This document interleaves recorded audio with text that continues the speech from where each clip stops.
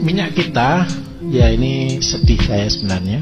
Kita Indonesia ini sangat tergantung dengan minyak. Karena apa? Memang makanan yang digoreng dengan minyak itu jauh lebih gurih daripada direbus ataupun dikukus ataupun dibakar. Tetapi ini triknya supaya kita tetap bisa menggoreng tapi tetap sehat. Jadi kalau menggoreng sesuatu harus sekali pakai. Kenapa kok sekali pakai? Saya kasih tahu Bapak Ibu cara membuatnya minyak.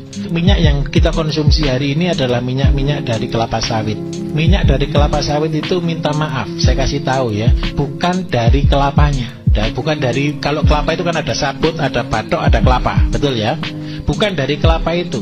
Minyak kelapa sawit yang paling banyak sekarang ini dari janjangnya kelapa sawit. Sabut dan tali benang janjang. Kalau yang betul-betul minyak yang dari kelapanya itu mahalnya minta ampun. Nggak mungkin nutut kalau kita dijual. Jadi maaf saya katakan, kita ini konsumsi minyak yang paling jelek sekali. Karena itu harus dipanaskan di suhu 750 derajat baru keluar minyak. Suhu 750 derajat itu dengan masukkan plastik ini masuk hilang. Dengan masukkan apapun di dalamnya hilang. Itu racun tingkat tinggi. Karena itu kalau kita goreng pakai itu memang hari ini lebih cepat. Dengan kalau ciri yang sudah tahu minyak kelapa zaman dulu yang hidup sudah di 3 generasi, dengan bisa membedakan keripik zaman dulu dengan keripik zaman sekarang beda. Keripik zaman sekarang itu jauh lebih renyah dibanding dengan yang dulu. Kenapa kok bisa seperti itu? Karena minyaknya yang kita pakai ini minyak pemanasan tingkat tinggi 750 derajat. Kalau jenengan buat minyak kelapa sendiri itu suhunya maksimal cuma 200 derajat Celcius. Nah, apa yang terjadi ketika orang mengkonsumsi minyak dengan suhu tingkat tinggi? Yang pertama, penyakit kanker banyak, kolesterol pasti banyak. Bagaimana caranya aman? Kalau goreng sekali saja buang. Jadi goreng sekali saja buang itu bukan berarti sekali goreng langsung selesai, enggak. Kalau goreng jangan terlalu banyak minyaknya, begitu sudah selesai goreng langsung dibuang. Jangan sudah minyak itu sudah tidak sehat, jangan pakai minyak yang banyak, gorengnya berulang. Yang sekarang dipanaskan, besok disimpan, disaring lagi, dipakai masak lagi, terus seperti itu. Jauh dengan cara seperti ini jangan kena sakit yang macam-macam. Pasti yang jelas kolesterol.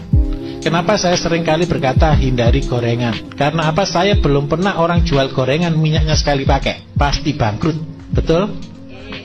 Karena itu ya minta maaf, saya harus ngomong jujur di atas benar. Jadi itu kenapa saya tidak setuju dengan gorengan. Terus yang ketiga, hindari kerupuk.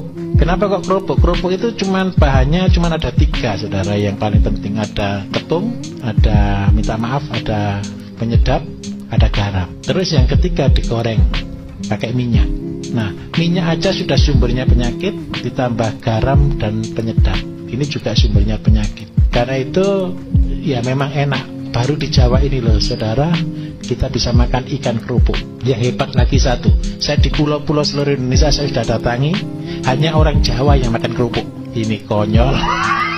Udah enak, memang enak. Di luar Jawa tidak ada ikan kerupuk. Ikan itu ikan laut kan gitu toh. Hanya di Jawa ini ada ikan tempe dan ikan kerupuk. Duh, iya ikan tahu. Bukan saya anti kerupuk, tidak. Alangkah baiknya kita cari yang sehat. Boleh kerupuk goreng pasir gitu ya, cari yang bagus. Terus yang kedua, kalau usahakan tanpa penyedap dan tanpa garam yang tinggi. Nah, kolesterol itu penting. Jadi lemak, terus gorengan, terus sama kerupuk itu yang utama. Nah, setelah 3 ini kita tidak konsumsi, tapi kalau dulunya sudah terlanjur sakit, maka keraknya, lemaknya itu nempel di pembuluh darah.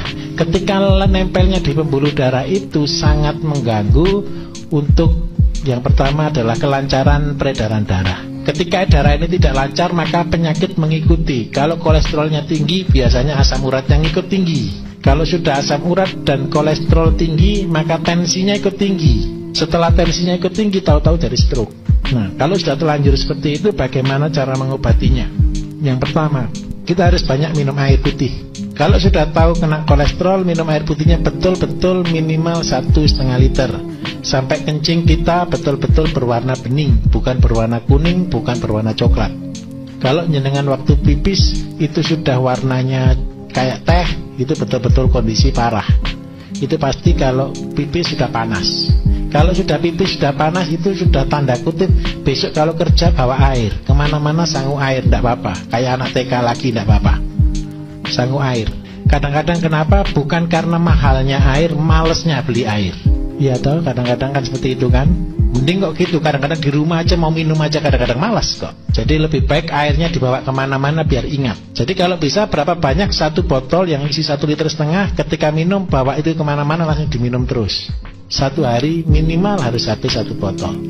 Terus yang kedua, jalan satu-satunya untuk membersihkan lemak di dalam peredaran darah, kita harus makan makanan-makanan yang mengandung lemak pengurai.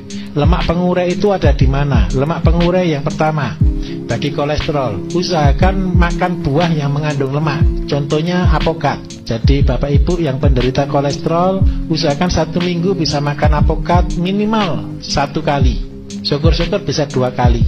Itu untuk membakar. Jadi lemak yang baik itu untuk melawan lemak yang tidak baik. Kemudian yang kedua, harus dibuka salurannya. Membuka salurannya itu dengan cara apa?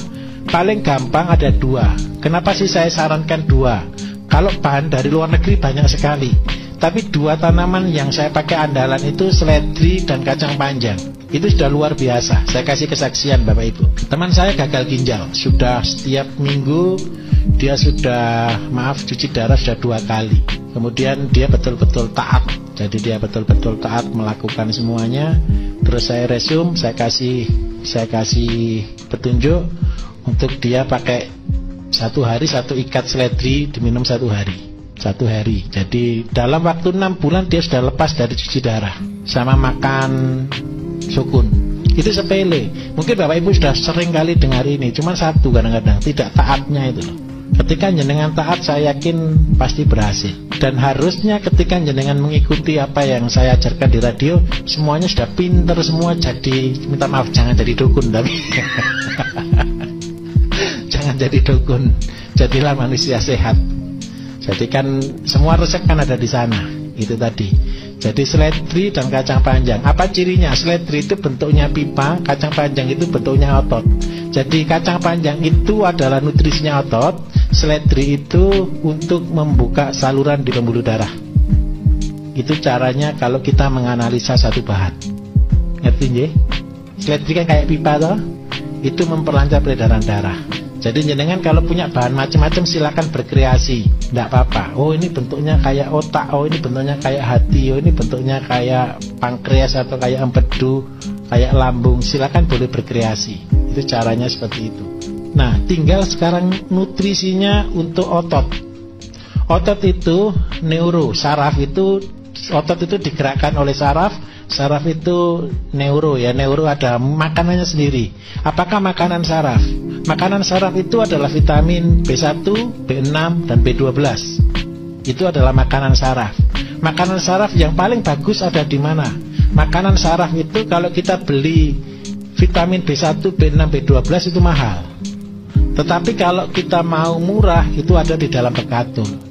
Kenapa saya sarankan mesti pakai bekatul, mesti pakai tajin? Karena apa? Disitulah makanan saraf kita.